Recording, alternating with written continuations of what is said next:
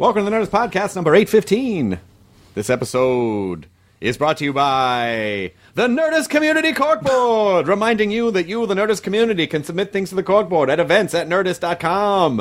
Do it, and you might hear Kyle the Walk-Around Muppet say... It's just weird watching you like wrestle with like the different voices in your head. You know, different announcer voices. They're all coming out at the same time. Go into the corkborard thing. Why'd you go? Because I wanted to do it on my terms. And the terms of a new generation old man. Marginalize your role on the show. As I now promote a Game of Thrones musical. What? If you live in the Chicago area from July 21st to August 21st, they're doing Thrones, the Game of Thrones musical at the Apollo Theater. I would for sure pay money to go watch this. Cersei, where can I run to? I like that you've assumed that, like all modern Broadway musicals, it's just 80s songs with new lyrics. It's 80s covers with character names.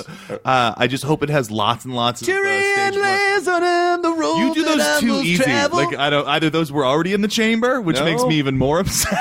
They were not already in the chamber. It's at midnight has trained me. Hashtag Wars has soiled my brain. It has taken you to some new and crazy places. Game of Thrones music. Game of Thrones songs. Hashtag Game of Thrones songs. All I know about Hashtag Wars is occasionally somebody thinks, oh, I'm going to do a Kyle Clark is rad deep cut. And I'm like, you know what's not going to win you the Hashtag War? Me. All right, like they'll pop up about once a month. I'm like, oh, somebody thinks this is a fun thing to do. Hodor line. Love isn't always on time. Oh. All right. They go so like natural. You don't even look excited. You're just like, yep, nope, this is inside me. Does it hurt when they come out? Every time. Do we have any other sponsors besides the Corkboard? I got time for the Corkboard. Oh, I'm going back to the Wilbur Theater in Boston in November. Ooh. So if you go to id10t.com, that's good news to get good news. If you go to id10t.com, you can get tickets there. We're going to do a couple shows at the Wilbur in Boston in November. There you go, Katie Levine. All right, so there's a play in L.A. called Four Chords and a Gun. We were talking about this. Katie and I are going to Arden this. Marine's in it. John Ross Bowie's in it. It's at the Bootleg Theater in L.A., and you can find tickets by going to bootlegtheater.com, but it's all about the Ramones. Yeah, it's about the Ramones early on in New York City, and it's a whole play about that. It sounds really cool. It's a musical. Definitely go check it out. Great. This episode is David Schwimmer. He's promoting Feed the Beast Tuesdays at 10 p.m. Feed the Beast! On a channel called AMC. AMC! AMC. I'm going to do it like the old Howard Stern WNBC. Oh, there we go. AMC. It sounds like it's like Bob Dylan trying to put it into a lyric. AMC. I went to AMC. All right, no one's going to listen to that for more than a line. This episode is brought to you by Audible.com. Yeah. Audible.com. You love books, but you never have time to sit down and read them with your eyes because you got shit to do. Audible.com is the perfect solution. Get audiobooks and listen to those books you've been meaning to read while on the go. Instead of listening to the same goddamn playlist you always listen to or the same Pandora stations you always listen to or whatever. After you get through the Drake album or whatever you're listening to, over 250,000 titles from the leading audiobook publishers, broadcasters, entertainers, magazine, and newspaper publishers. The app is free. It works on all of your devices. And you can download and listen on your Kindle Fire, over 500 MP3 players. And unlike a streaming or rental service, you own the books. They're yours. Yeah. So once you get them, those are yours. What have you listened to anything lately? Yeah, I'm actually in the middle of The Haunting of Hill House from Shirley Jackson. Oh, nice. Yeah, I needed to go old school on it. Thoroughly enjoying that. Very spooky. Fantastic. And just for Audible listeners, free 30-day trial membership. Go to audible.com/Nerdist. Start a trial today. Show your support for the Nerdist and get a free 30-day trial at audible.com/Nerdist. Here's Nerdist Podcast number 815 with Mr. David Schwimmer. Now entering Nerdist.com.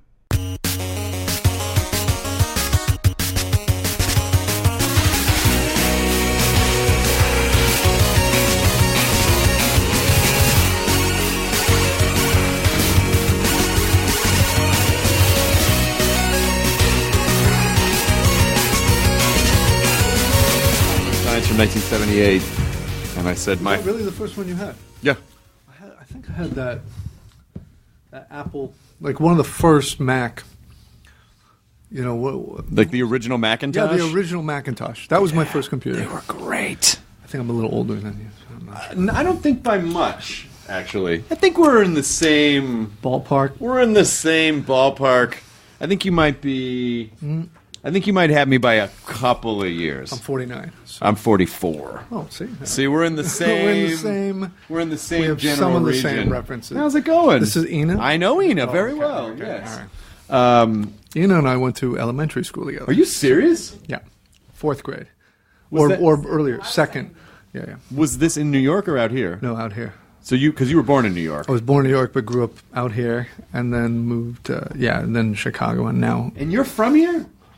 It's so odd to meet someone who's locally grown, locally sourced, organic Los Angeles material. It's so rare. People always migrate, or were shipped in. Yeah. But you pretty much were a Los Angelino. Pretty much, yeah. Although my parents are real New Yorkers, so it was I don't know. I had this strange kind of upbringing where I guess because I had this hybrid accent for a while because my mom has a really thick New York accent. My dad doesn't, even though he's from Brooklyn. Yeah. So I don't know. I think I grew up kind of a mutt in that way. But did they try to force New York stuff on you? Like you were not going to forget your roots. I don't care that we're out. Well, here. yeah, and not only that, all my grandparents were all in New York. All my aunts and uncles. You know, my parents really pursued job opportunities out here in the late '60s. So we would go back at least twice a year to New York. So just to stay in touch with all the relatives, and also to see. My mom was big into theater, so we would, see in a week we'd see like 6 plays, 6 shows in a week that would be in New York. So what was the theater? Because LA has theater. There are theaters here. There are some theatras, but I don't think anyone would ever accuse Los Angeles of being like, oh, it's a theater town. No, I think that's safe to say. I don't know. I mean, there is a theater scene here. Certainly, there was. When I was based here more, I did some little theater. What would be the equivalent of off Broadway right here? But I don't know. I'm more familiar, truthfully, with Chicago theater, right? And I guess growing up, my parents took me to Broadway and off Broadway. Was that your theater company? Was in Chicago? Was that the one you founded? Was in Chicago? Yeah, that's right. Yeah. I mean, Chicago is such a great. Chicago's an amazing comedy town, but it's also a good theater town. Great theater and art and music and restaurants. Now, I mean, it's one of the top. Culturally, it's one of the best cities in the country now. I guess because it's so fucking cold a lot of the time. It's like, we'll go inside and watch. Everyone's indoors making stuff because there's no way they're going to be outdoors. It's the antithesis to California, where everyone's outdoors. Right. So, and that's why there's no theater culture. Is it? Because it's not really like a. I mean, it's like well, music also, too. Think about it. Like, and this is the problem we have in Chicago still. It's like when the weather is great, your business hurts as a theater company because right. no one wants to be indoors for a 2:00 matinee on a Saturday. Right. Like no one. So it's really bad for business when the weather's good. So that's why, in a way, California, I mean, it's a struggle. It's a struggle, I think, here because the weather is so nice so much of the time. And I think there's also so much focus on the entertainment business too, the theater business. That's the other thing. This doesn't happen in Chicago where you cast a play and then, sorry, I got a pilot. Guys. Right. You know what I mean? People just bail here. Like you start rehearsing a play here, they don't, and a lot of actors, they don't even care. I mean, they care to a degree, but not as much as, as their careers. They'll just drop on a dime for a great gig. Yeah. So then you have to recast or have an understudy go on, and it's certainly hard to do ensemble theater. That is LA. definitely the understanding. That is the kind of unspoken agreement. If you're an actor in Los Angeles and you go like, yeah, we can make plans, but if I get an audition, that's exactly right. I'm going to bail. Same thing. I'll do the play. But yeah. if I get a guest spot, if I get it on CSI. Yeah, if I have CSI or I'm a churro vendor in an episode of The Flash, I got to go to Canada. I'm sorry. Good luck with your play. Yeah, it's just not really the main industry here. Yeah. But there's so much there's so much prestige to theater, but in LA I think I think people just don't really. It's kind of a bummer. They don't really take it that seriously. It's like, yeah, that's cute. Right. This is really, Right. You're right. I think you're right. Did you struggle with that when you became when Friends hit and then you were really like a TV guy? Did you feel like, well, I have to extra responsibility to make sure that I can still be a theater guy too? Yeah, for sure.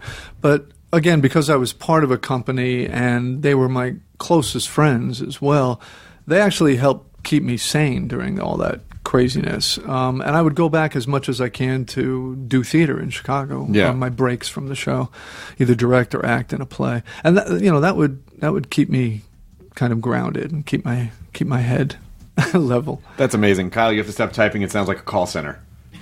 That's all right. I'm going to have to escalate Speaking of, I'm familiar with call centers. That was my first job, actually, before I was out of high school. I sold copy machine toner and developer in this place in the summer before college to make a little extra money. And you had to start I had to get there at 6 a.m. because our first calls were on the East Coast. You would have pages and pages of leads, and you'd get some. You'd get the receptionist at some place, or some. You'd ask for like who handles your supplies, your toner and printer supplies, your copy machines. So, hold on one second. I guess I do, and then you'd have to like try to con them and sell them and pretend you were their rep. So hey, I'm here calling about your Canon, and you would know exactly what machine they had. Oh. So you'd say, yeah, I'm calling. It looks like you need more developer. How do you get that information? Dude, I don't know how they got this shit, but they had all this stuff. So, and I was the youngest person there by 30 years, easily, right? I'm 17, okay? And one day, like 3 months into the job, and there are some seasoned pros there, and I'm making okay money. But one day I show up, the whole place is boarded up. Oh shit! They were raided and shut down, and I was like, I guess I'm out of a job. Were you good at it? No, I was not good at it. I guess it was using some acting skills, but I don't know. I felt really dirty doing it because it was just a straight up con. Were you actually selling that? You were actually selling toner? There wasn't any? Okay. No, we were selling so it wasn't supplies a scam that they didn't need. Right, of course. Right? So the whole thing was, and pretending to be their local supplier or that I was their copy machine rep. Did you ever say you were their copy machine rep, or you just talked like... No, you couldn't. Legally, you couldn't say it. Right. But you spoke as, oh yeah, I'm looking here. It looks like your Canon XR50 needs, you're short on developer. I'm going to send you this. We got a special right now. Just keep talking. Until they say, oh, okay, yeah, so I'm sending this to, and I knew the address, I knew the business, I knew all that stuff. All right, Doris, I'm glad to talk to you. This is on its way, should be with you soon. Thank you, I'll check back in with you. We never check back in. It was just this con. But, Cadillacs are for closers. That's why they got raided. Because it got super, it's not a... I don't know, though. Maybe there was something more illegal going on that you weren't aware of. It's possible, man. Because that sounds... No, the whole place was shady. I mean, it wasn't... Like, the whole thing was, like, on a corner at, like, near the freeway and Robertson. It was... Yeah. You know what I mean? It was dicey. Yeah. And that was back then. Yeah, the area was even more dicey. Yeah, that was a lower Culver City back then. Yeah, it was not a nice place. It was lower Culver City. When the foodies came in, feed the beast. I mean, if we're just... What a transition, Chris. That was amazing. I appreciate it. Yeah, Culver City used to... this is obviously people who aren't from here are going to have no references. Culver City used to be uninhabitable.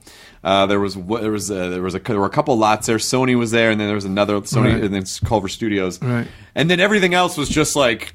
Oh, when it's dark, don't go on the moors. Like, it was just a really desolate, creepy place. Yeah. And then all the food hipsters came in, and design hipsters, and now there's furniture stores and food. But back then, dangerous place to be. No man's land. No man's land. The Wild West. Yeah. And did you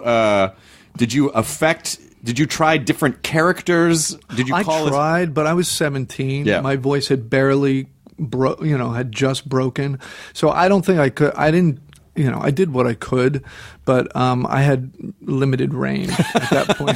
So, but I tried. I would listen to the older guys and, try to affect, whatever they were doing. But no, I was not very good at it.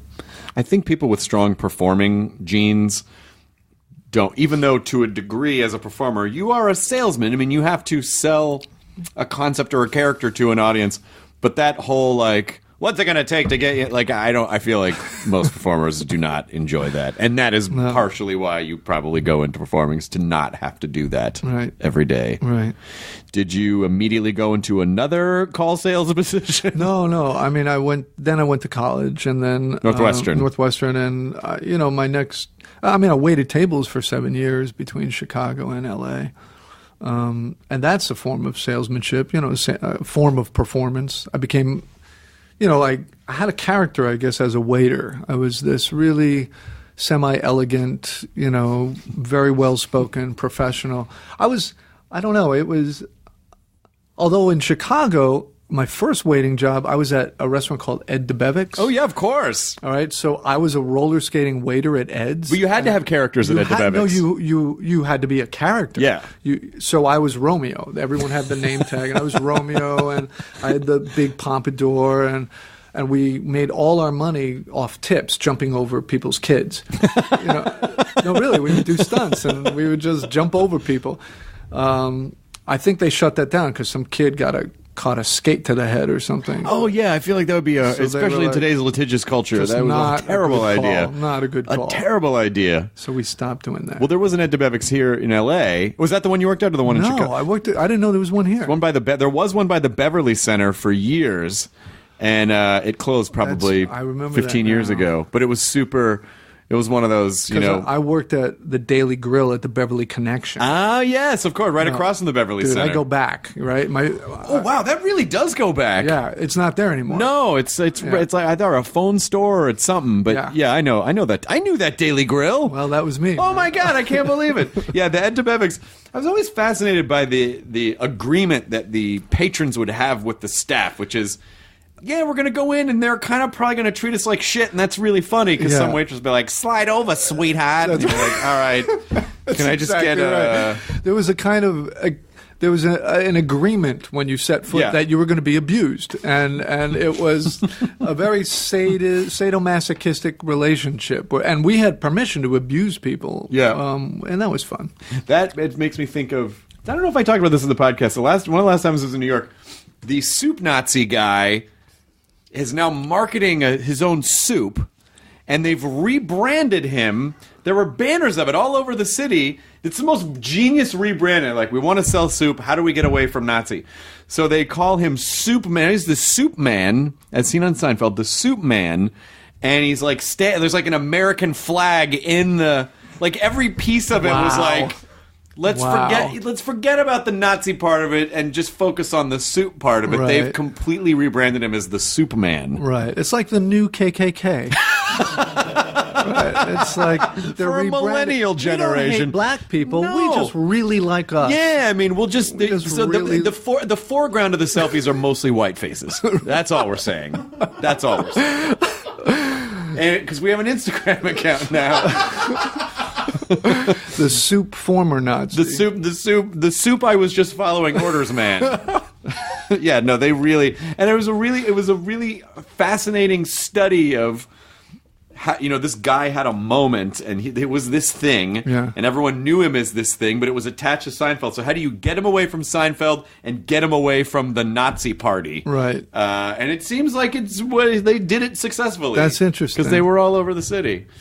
That's interesting, and because Seinfeld had accepted him as a Jewish comic, there was some kind of it was acceptable, right? It was palatable. Well, because he wasn't a literal Nazi. No, of course not. It wasn't like the weird. But I mean, even the term, it was digestible. I find that what was acceptable on television in the 90s even is this stuff you couldn't make now. Not only that, you can't say that. What was acceptable I would argue, in the 70s is not acceptable today. No. I mean, when you watch All in the Family... Oh, yeah. And what they said on that show and the issues they were tackling, I mean, the closest, at least in network television, seems to be, the Carmichael Show. Like, they're at least addressing some issues of relevance with, in a comedic way. But...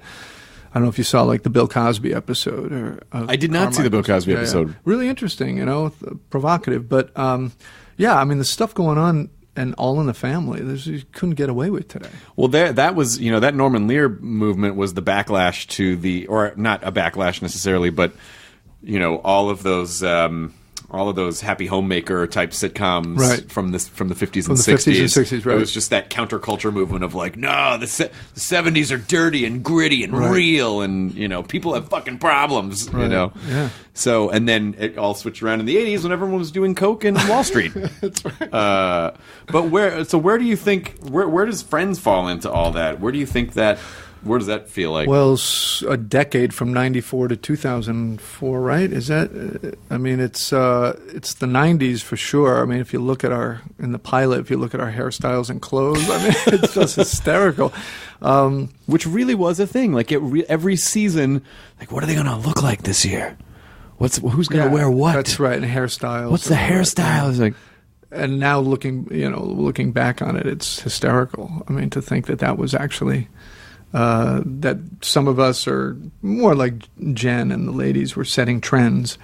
I don't think the boys ever set any style You guys trends. did, though. Everyone did have and I'm sure at the time I was like, yeah, this braided vest is an awesome idea. This sweater vest with the V-neck and the piping is like, does not get any cooler Chandler than this. vest. The Chandler vest. It does not get any cooler than this. Man. But it's a fun time capsule. Yeah, I think now, but I read this New York Magazine article that came out like a month or two ago saying that because of Netflix and the ability to stream, the new generation, 14, 15-year-old kids are really up on Friends. They're watching it, and it's amazing to me that it's got that staying power today, and it makes me think that, well, of course, to them it's a world that they are mystified by. I mean, it's such an innocent world. The fact that there's 6 people on a couch and they actually are talking to each other. No, I'm serious. I think it's so foreign because we didn't have social media and texting or anything. Right. But if you watch, 5, 15-year-olds sit on a couch today, none of them are talking to each other. No. They're all on their phones talking to other people. So I think in some way it's there's a bit of nostalgia, or not nostalgia, just fascination with teenagers about like, what? Is it kind of like when that's what it was like in the 90s? It might have been like when we would watch like Bewitched or I Love Lucy. I Love Lucy, right. Oh wow, black and white, that's crazy. And look at how nicely dressed they are for dinner. Yeah. Or just, whatever chores they're doing, they're dressed beautifully and perfectly. Separate beds. Ricky and Lucy are sleeping in separate beds. You know what? I think that has a lot to do with it. There's that big an age gap. Yeah. So I think that was maybe so that Ricky could sneak in dancers from the Copa into the bathroom and not wake up Lucy. I think it was probably more along those lines. Yeah. This apparently was her dressing room, I'm told. What was?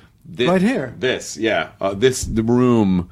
This is my dressing room is through that door. And, wow. And this apparently, because this stage is the I Love Lucy, was the original I Love Lucy stage. That's really cool. I keep hoping that I'm just going to find some lipsticks. Some lipstick, just like the hacking cough of a ghost somewhere in the background, but hasn't happened yet. Right. But but I think also because kids, I think this generation does not sit down and watch television when it airs, so they're going to rifle through Netflix. Oh, Friends, and at the core of it, it's still a great show. It's still 6 people interacting with problems that people have, just, in slightly different clothing. Right. Right. At what point did the show, because the show really kind of became, it really was just a sitcom when it started. It was like, it's a sitcom, it's 6 people. But then it really kind of became its own entity. Do you think that happened right away? Or did it that happen really quickly? I don't know why. I don't understand it. I think I thought at one point maybe it was because it was hitting a sweet spot in terms of a generation that was watching it who were growing up as products of divorce or just different kinds of families, and people were defining. I think people were that age were defining and choosing who their family was. Right. because a lot of people were moving out of city or state to go to school, or just, people were just moving around more and not staying at home. So when you move, you start to form your new family, your own family, and that's by your own choosing. And I think that had a lot to do with it, that it was of the moment where people were starting to define or choose for themselves who their family was going to be. Yeah, and also a time period where like 30 million people could watch a show, right. And that was not a crazy thing. That's right. And now a network's like, 2 million people watch our show. It's a huge hit. It's just right. like the audience, everything's so splintered. It's crazy, now. right? Did it feel life-changing at the time? Yeah, absolutely. Immediately. Yes, it was terrifying. I'm not kidding. Why?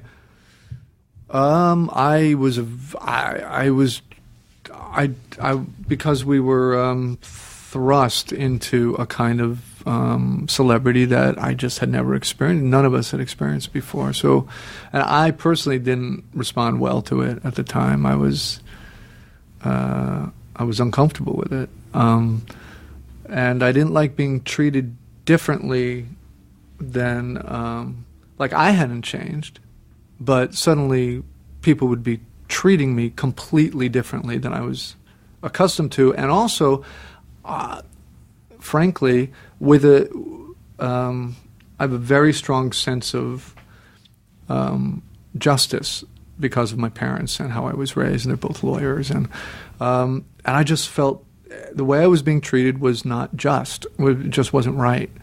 And I would, like the simple thing of going for a cup of coffee at the Starbucks line, and there's a line of 8 people, I'd take my place in line.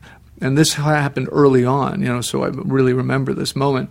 And one of the dudes behind the counter said, "Dude, come here, you don't have to wait." And that was a moment for me of like, no, I'm good right here, because I just felt, how would I feel if I were that guy in front of me? Like, what's the deal? This guy walks up, I just felt like it was totally wrong. God, I'd be okay with that. I'd be too okay with I'm that. I'm not saying I've not accepted, of course, certain treatment sometimes, and when I'm really dying to get into a restaurant, and that helps, sure, but there's just a balance, just trying to maintain a balance. I also remember like driving up to the lot one day, and a woman and her daughter were kind of barely around the area where my parking spot is at the stage, and the guard, who's just doing his job, but he was new, and he was like he saw me start to pull in, and he was like, screaming at this woman and her daughter, please get out of the way, move over there. And I was just good for him. Oh, no, right. Oh, I'm sorry. You're right. That was bad. I was just like, dude, just chill. It's all good, Were you guys a support group for each other at the same time? Okay, yeah, for sure.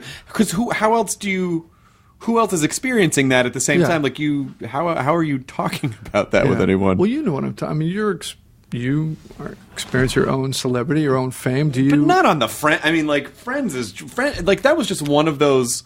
There were a few things in our culture that kind of defined and were representative of the culture of the time. So it's like, you All in the Family, or Happy Days, or Seinfeld, or Friends, or like those were just the things that, or MASH. Like those were just the things that, in that period of time, were help define pop culture. Pop culture, sure. And we're just in the highest canopy level of everything. And so, I mean, when I'm out in public, we go, "Hey, I watch your show." I'll go, "Thanks," but it's not like. I mean, it's not the kind of rabid where I'm sure there were periods of time where you guys are like, "I don't think we can go anywhere in public tonight." That's what I mean by terrifying. Like I'd be in the first couple of years just walking to the airport, and a group of young girls, 15, 16, scream, like blood-curdling screams, and then running towards me, and and I didn't know how to handle that. I was just like, this is not fun. I guess I can't wait at the gate. I have to go wait in some stupid room. No, really. I mean, I didn't like it. Well, that also sounds like the New Yorker in you. Like, hey, I'm just a guy. I'm not. Yeah. Can we just everything? It's all fine. Yeah, can we just be cool here? And now it's worse with all the social media. You're always on camera now. Do you like it? Are you on social media much? No. I tried. I thought. I mean, I think it's amazing. I really do. And I really appreciate like different people's Instagrams but I'm not, because I find it first of all I find it really time consuming. Yes. To do it correctly or do it like in a way that I would want to do it. Yeah. It's just too much time, frankly, between work and having a 5-year-old daughter. And right. But also I tried once to actually, in my head, I thought it was a cool way to like talk to fans and kind of be, hey, let's break down this thing and let's just chat and and I got into it with a guy once over Trump, actually, about 5 years ago or something. This was when, I guess 4 years ago, when Obama was already our sitting president. Right. And this guy... And you wanted Trump in office immediately. and Trump had made another comment about hiring the best people, his goons, to go, find the proof that he wasn't a legal citizen. Yeah, of course. Yeah. Again, even though he was our sitting president for over 4 years. So I said something to the effect, and which now I realize that I shouldn't have, about, this is obviously a bigot. I mean, this is bigotry. This isn't, plain and simple. And this guy, a nice guy in the Midwest, took issue with what I said, and we started to have a back and forth, a dialogue, and through Twitter, I think it was, yeah. And at some point, I just realized, you know what? I'm never going to change this person's mind, and this is like an exercise that I will never do again. Basically, I didn't see the point of it. So I said something. I ended my exchange with him, saying, "This is what I love about this country. You and I could respectfully disagree, and I wish you well." Yeah, I mean, know what I mean? It's social media. Unfortunately, particularly when you're hitting topics like politics or religion or any of the big ticket items, they need to be conversations, and social media does not foster conversations. Social media fosters emotional outbursts because they're so short that you can't really, and you're also protected by anonymity for the most part. Totally protected by anonymity. That is the worst. I mean, it's so true, and everyone knows this. Like, you would never say half the things you say if you were sitting across from the person. No. And so it's just not for me. It's shit you shout when you're in your car. When you're alone and you know that no one's going to hear you. Yes. You can say the worst things about everyone around you in traffic, but you don't mean it and you don't want them to hear it. But that's kind of what social media has become now. It's shouting in traffic. Yeah. That's all it is. And everyone's a critic. Everyone has an opinion and everyone's a hole poker and everyone, it's fine. I think the good things about it do outweigh the bad things, but I would really love to see what the psychological and sociological effects are of people interfacing with machines and social media in 20 years, 30 years. Like, what does that do to a generation of brains? I'm frankly really concerned for my daughter. I mean, she's 5. She can easily navigate any device you put in front of her. And I'm thinking, wow, I'm looking at these, as I said, 15, 16-year-olds, and sitting on a couch and not speaking to each other. Yeah. And I'm just wondering what's going to be like in 10 years when she's 15. Well, hopefully the technology will be more integrated into the way that it'll just be a chip in her eye. Yeah, and so it'll look like she's looking at you, so but she'll just look, past you. She'll be nodding, yeah, and really she's but not talking to you. Right. Yeah, she's talking to that'll someone be else. better, I guess. I just did a radio show, and the host Steve Jones showed me a video. He was in a restaurant, and everyone in the restaurant was people sitting across from each other just on their devices, and he was like, and I was no better. I was filming the whole thing. Like, not one person was looking at one another. Right. People just don't. People are more put off by silence and uncomfortable social interaction. They would rather just put their fucking face in their phone. I mean, I'm really interested in what the studies are going to be in 20 years. I really do think, over time, our physiology is going to change. There's going to be a different way we walk and carry ourselves because everyone's spending so much time looking down at a different angle. Yeah. I mean, it's a complete. If they don't integrate the technology into, like, if there is not integrated wearable technology, then yeah, I think we'll involve like a set of throat eyes, so you could just like constantly be looking down. I think and looking ahead. I really do. I think we're going to change physiologically. Well, there's so many things that are, like driverless cars, are going to continue to allow people to be in their devices. But, I do think. Will you be in a driverless car? Boy, I don't know. And I love There's no technology way so much, but I just feel I like. do too. I'm a tech geek. But At the end of the day, it's still a machine. Yes. that I will could- never let someone drive my car for me. I mean, my most frustrating interactions are with devices. And, for no reason when your phone just crashes and it's like, okay, well, that was a low stakes thing. I was just writing an email. Right. Not running over, Right. a bunch of people. Yeah, I don't know. I don't know about that. I'm amazed about the predictions of how popular people think that's I gonna know, but be. then we're just going to end up being like those old people who wouldn't get on a train. They were like, it's the devil's carriage. What? 20 miles an hour? Who needs to get anywhere that fast? No. I'm all for like a driverless train because there's a track. It's a predetermined kind of destination. And Yeah. there's no oncoming traffic. Yeah. But I don't know. I'm not doing it. Flying cars are the one thing I'm just glad not that doing it. didn't manifest. Flying cars? Flying cars. They're the worst idea ever. Just the worst.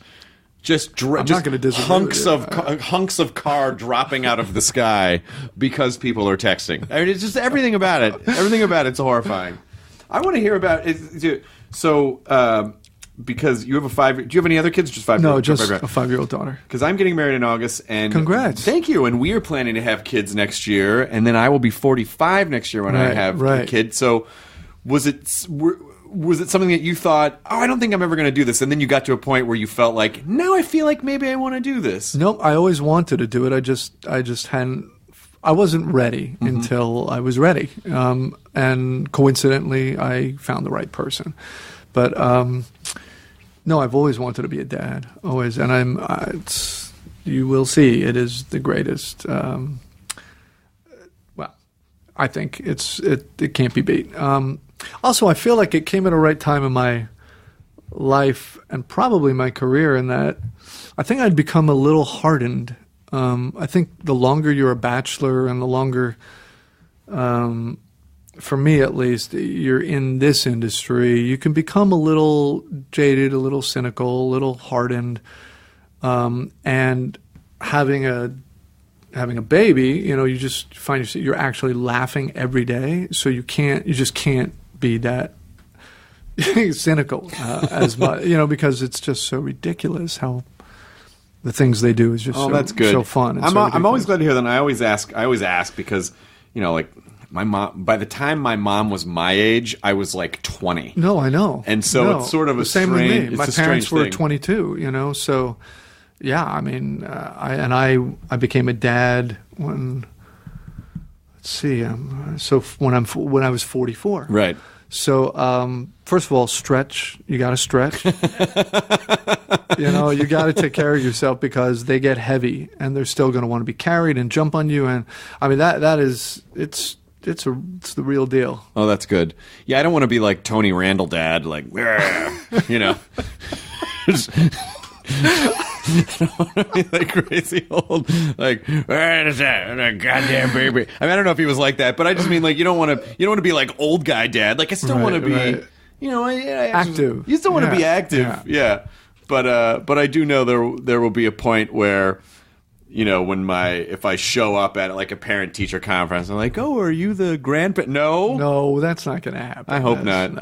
No. I feel like our generation looks younger than our parents did at our age, but that could also be perspective. Don't you think? I feel like people who are our age. I see some of my peers and they look their age.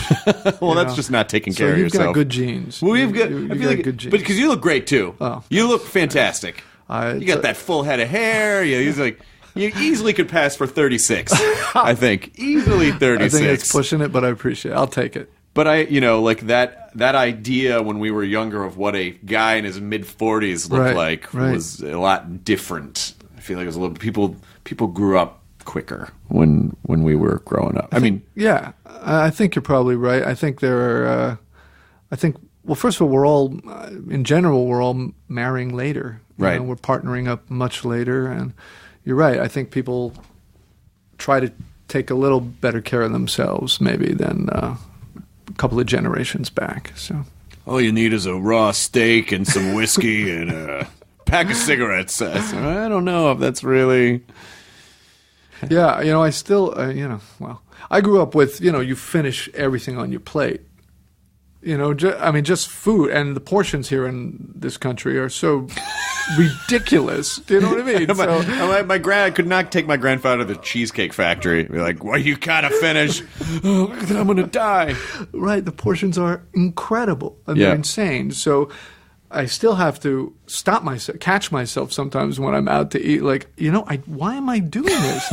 I'm actually full, and there's something about like that parental guilt in the back of that voice in the back. Finish your plate. Well, yeah, especially because my parents weren't so much like that, but my grandparents, grew up during the Great Depression, and right. So and so there was very much you need to. This is going to go to waste, right.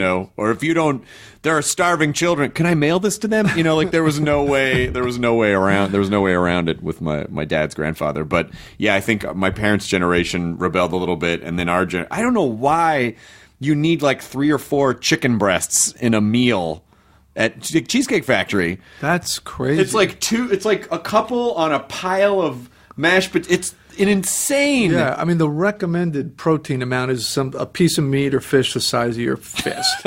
Like that. That's it. That's all you should What's eat. the recommended pizza amount? I think that's 3 boxes. It's 3 boxes of pizza. Boxes. Yeah, I love pizza. I love pizza. I love pizza. Well, of course, Chicago. You must have Chicago. And do you New York. like the pie or do you like the thin? No, I like both. I like there's I like the stuffed spinach pizza. Interesting. Real good. Where's that? Real good. Well, it used to be at a place called Carmen's in Evanston. Okay. Which, whereas close to Northwestern. Yeah. Other places do it, but that was the best. Carmen's stuffed spinach. Where's good pizza in L.A.? I don't know. Oh, John and Vinny's. Where's that? John and Vinny's on Fairfax. Never been there. Yeah.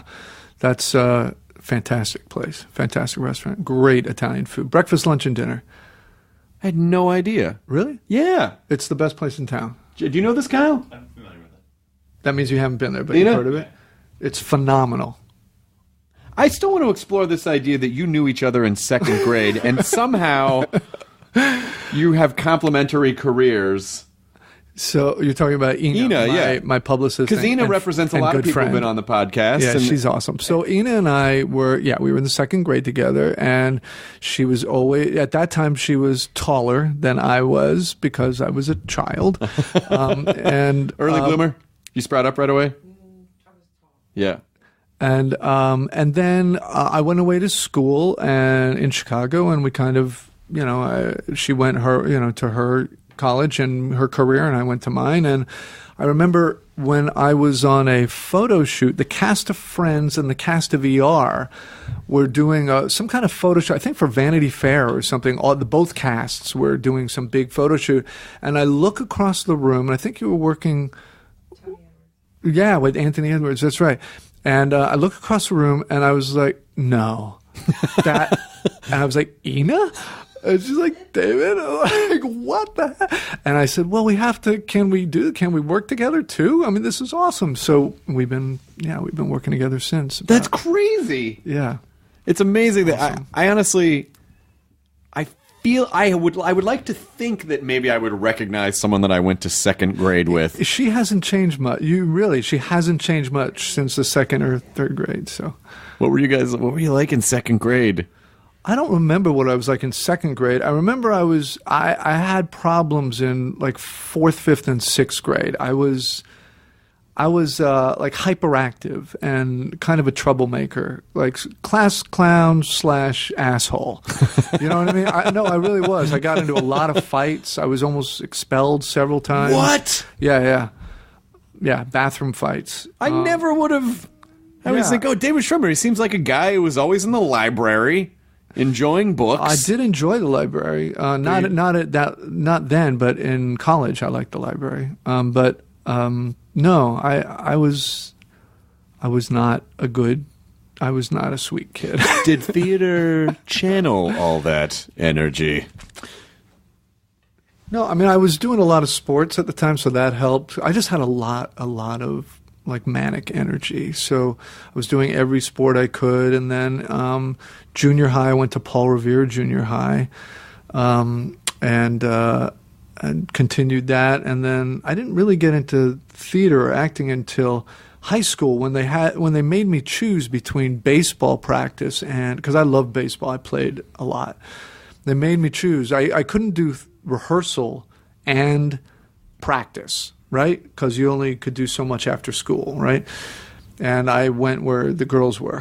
So, to be honest, I mean, that's where all my energy went. Okay, that makes sense. Trying to be with girls. Did it unsuccessfully work? for the It didn't most work. It didn't work. No. No, not well. I had a girlfriend in high school, but not till I was my junior. So, And then in college, you studied theater in college. yeah, and girls. And you studied girls in Yes, college. yes. I tried. I went to all boys school, all boys high school. So when I went to college, I was What school? It was a school in L.A. Well, it was. I moved out here my senior year of high school. It's called Loyola. Oh, right. Okay. Yeah, I went to another all boys school back east, and then and it was like being around girls was so overwhelming that I couldn't focus. It was almost not good because I was so overwhelmed by it, and I didn't know how to socialize with them. Part of that was because I was weird. But not all girls like playing D&D and computers, and at least not at that time. Right. Now right. it's very accepted. Right. Now it's chic. Now it's very chic. Yeah. Now you're dumb if you don't do those things. That's right. D&D parties. But at the little D&D makeout sesh, if you roll and then you get touch a boob or whatever. Yeah. But it was just a different. Yeah, it was so different. And now I just feel like it's so much a part of the culture that it's it's kind of nice. Is your daughter into? What is she into? Well, she's in she's in preschool. So actually, her last day was today. She got expelled for fighting in the bathroom. Say again? She got expelled for fighting in the bathroom. No, she's a good kid. She's into a lot of art. She likes making things and building things, so she loves that. She also loves performing, so I might be in trouble. She really likes putting on shows. There was a good 4-month period where she and all the girls in her class were nonstop. Let It Go, right? It was just nonstop. Doing every day was, and I had gotten her this little cheap karaoke machine where it takes DVD or CDs and stuff. So she was performing Let It Go nonstop, and also.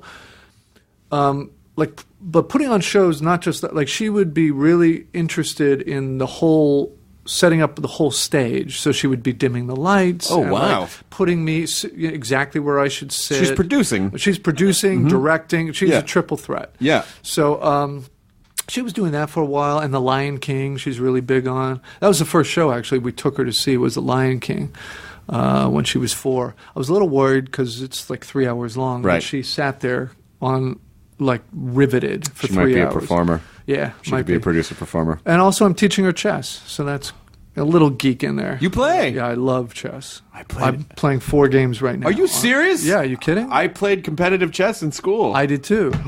I mean, when I was...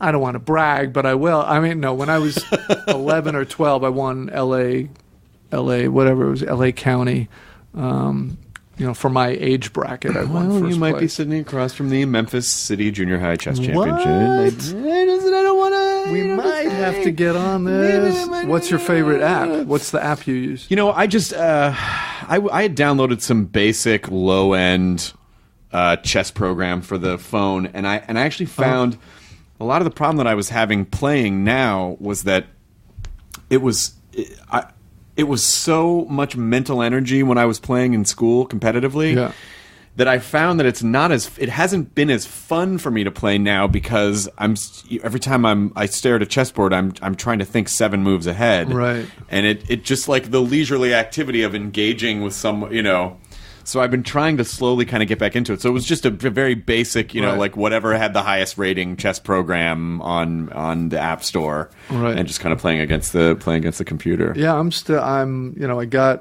I hadn't played in like a decade or something, and then one of the cast members of on OJ had it on his phone. And I said, "What are you doing?" He goes, "Playing chess." I go, "What? Let's do this." We had so much downtime in the courtroom sometimes, so that we started playing. Then I've still got 2 games with 2 cast members from OJ, and I've got Michael Gladys. Is I've got a game. He's kicking my ass right now in another game. Was the rest of that fun, by the way? Yeah, it was very cool. What a strange. It was great. That was a great experience, really. That's fantastic. Yeah, it was, and the fact that it became like a water cooler show. It was a thing. It became a thing. That was. Although in another week or two, everyone's going to go, "What? What was the thing? What was?" You know what I mean? That's how people just. Yeah. Well, because we're all distracted all the time. Because there's a lot of good entertainment right now, but there's just so much of it. Yeah. We're in the Cheesecake Factory of entertainment. It is impossible to keep up on anything. Wait a minute. Whoa. Hang a second. Whoa. Well, I'm sure you'll kick my ass in I'm just kidding. chess game, but we should. No, I would love to. What app do you? It's Chess Time. Chess Time. Yeah, I'll show you after. Chess Time sounds like a. I know. It sounds like a video series your mom would have seen on TV in the 80s. Sweetie, I got you Chess Time because I know you love chess. You can invite some of your lady friends. Oh, Mom, they don't play. At least not in my school. They didn't. Were you in chess club in school? Yeah. The whole time? No, I mean, just like a year or two in high school, I think, or it could have been junior high. Could have been because I played when I was young. I started when I was like 9 or 10. There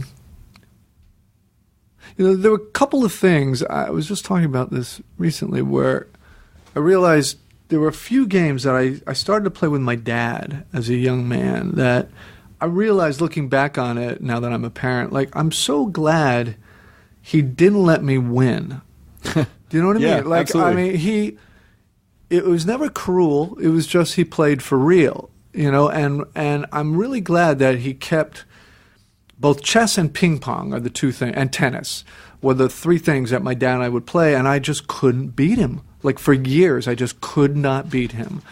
And he was always very encouraging and everything. And finally, the day came when I could beat him at each of those things, not all at the same time, obviously. And it was just really meaningful in a way that I don't really. Well, you can't learn if someone lets you win. You can't but there's learn. A fine line because I'm teaching my daughter now, and there's a fine line in playing games with a kid. And I guess he was able. They did it, my parents with us, where you want to keep it from being totally discouraging. Right. Totally. We don't want to obliterate them. Yeah. But I mean, how many years can you just get punished? But there's also a psychological thing too of.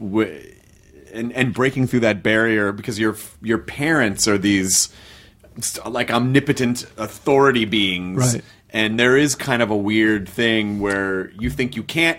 It's because you get in your head about it, but when you actually break through that thing, then that's a huge moment. It is. It's profound. It really is, and I think there's so much emphasis now on we got to let everyone think they can win, and it's I don't know if that's really going to help them later in life. You don't want to embarrass them, right? But you learn by falling down. You learn by that's how you get motivated. Right. I don't know. I hope you feel like you know what you're doing at this point with parenting. Yeah. And you will too. Oh, boy, everyone. It comes so intuitively. We're all going to make mistakes. I'm not saying I don't make mistakes, but I mean, for the most part, you know what to do. I hope so. My fiance is amazing, so I just assume I'll just go, yeah, what she did, everything she said. That's right. Listen to your mother. Daddy's busy following his dreams. When are you getting married? August. Where do you know where? We're getting married locally. Yeah, we're getting married cool. in Los Angeles. Nice. Yeah, it just seemed to not. We didn't want to create work for people. Right. It was like, come to our wedding. It's dolphin themed, so everyone's got to dress like a, like whatever. We just want it to be really easy and simple. Great. Short ceremony. Nice. Did you get married in L.A. or New York? No, we got married. We got legally married in New York, and then we had our wedding in London. Oh, my wife's British. So. Oh, nice. Yeah. Was it a big to do? I don't know. I mean, it wasn't like a giant to do, but it was, I don't know, about 150, 170 people or something. Nice. We knew, our criteria for who was there was just like,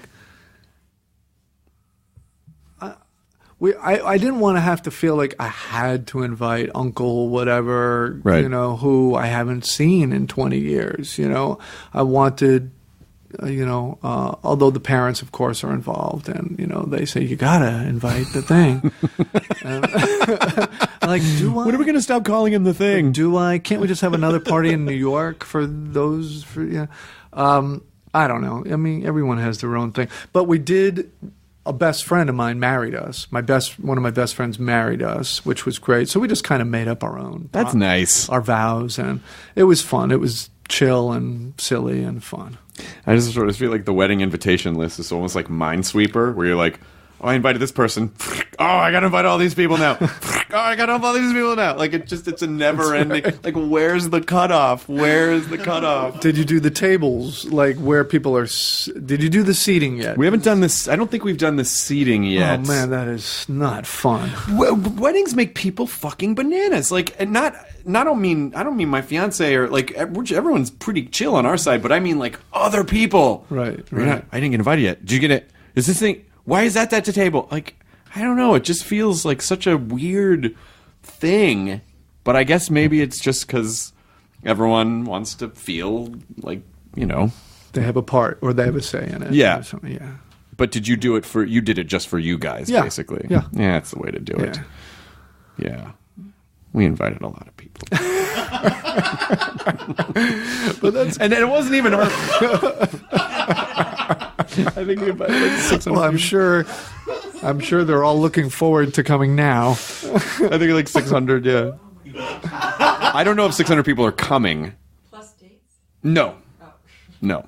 Oh, just 600? Yeah, just 600. That's right. I don't. It's like 5 or 6. Oh. Well, she has a big family, and I have family, a lot of friends, and a lot of, And it's bring your own beer? It's bring your own chair, bring your own entree, bring your own music. Or you better work, or you're going to be working a long time. It's, it's crazy. Yeah, it's crazy. I think it'll be fine. I'm sure it'll be a blast. But we have a few minutes left, so I just want to make sure that we get to talk about Feed the Beast a bit. Because I feel like... I know AMC has some sort of a bank of shows that I can go in and watch, but I don't know where it is. So I have not seen Feed the Beast yet. That's totally fine. Please. But it looks foodie. It's a 1-hour drama, 10 episodes. Clyde Phillips, who created, who was the showrunner on Dexter and Nurse Jackie, is those are very good shows. He's great. He's so talented. And I think it's a unique show, and the tone of it is really unique. It's a drama, but there's dark comedy, violent crime, and as you say, cooking, and a little magic realism. So I think it's really unusual, and that's why I was drawn to it. I thought, well, I don't know if we're going to be able to pull this off, but if we do, then it's going to be cool. I still don't know if we pulled it off, but, by the way. In brief, I play an alcoholic sommelier who is a widower and raising a 10-year-old mixed-race son because my wife was killed in a hit-and-run a year prior to when the show starts. And my best friend, played by Jim Sturgis, is a very talented chef who just gets released from prison. And he basically convinces me to rekindle the dream we had a long time ago of building the restaurant of our dreams in the Bronx. So it's these two childhood friends who have no other family really to speak of besides themselves and of course my son, trying to put back the pieces of their lives through this act of creation of this restaurant. And so is it the kind of thing where you're Thank you, by the way. Thank you for not falling asleep during that. I did not fall asleep during that. I appreciate it. No, Thank of you. course. That would be terrible. Can you imagine, Chris? What? Oh, I'm sorry. Dude. What? I'm finished. So. Oh, yeah. Feed the Animals is on BBC. Yeah, BBC. It's on BBC. No, but I honestly I saw the poster for it, and the art for it's super cool. And you guys are on the subway, and I just there's a foodie thing, and it feels like there's a New York thing, but I didn't know exactly what the show was about. That's basically the setup for it.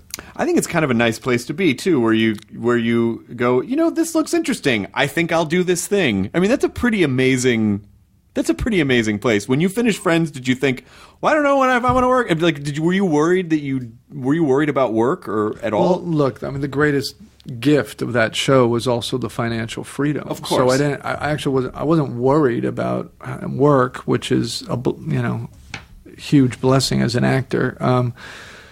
And really, I just wanted to do other things. I wanted to direct. I spent a big chunk of time doing theater and directing. You directed, yeah.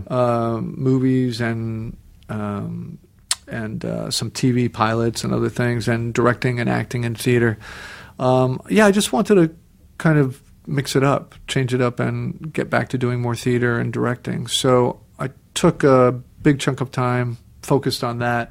After playing the same guy for 10 years, the last thing I wanted to do was jump into another series commitment. Of course.